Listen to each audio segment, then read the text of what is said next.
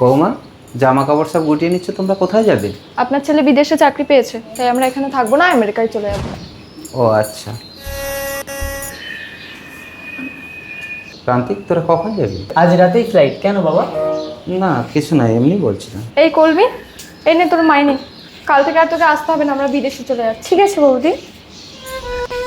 কাজের মেয়েটাকেও ছাড়িয়ে দিচ্ছে, তার মানে আমাকে মুড়ি খেয়ে থাকতে হবে?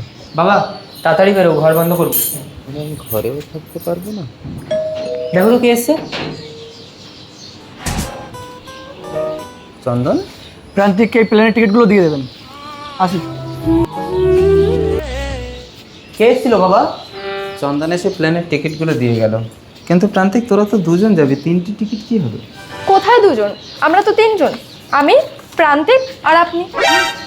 তার মানে আমি আমেরিকা যাবো? আপনার জামা কাপড় গুছিয়ে নিয়েছি, আপনি তাড়াতাড়ি রেডি হয়ে নিন, ফ্লাইটের টাইম হয়ে গেছে। তাড়াতাড়ি বাবা, ঘর বন্ধ করে দেবো।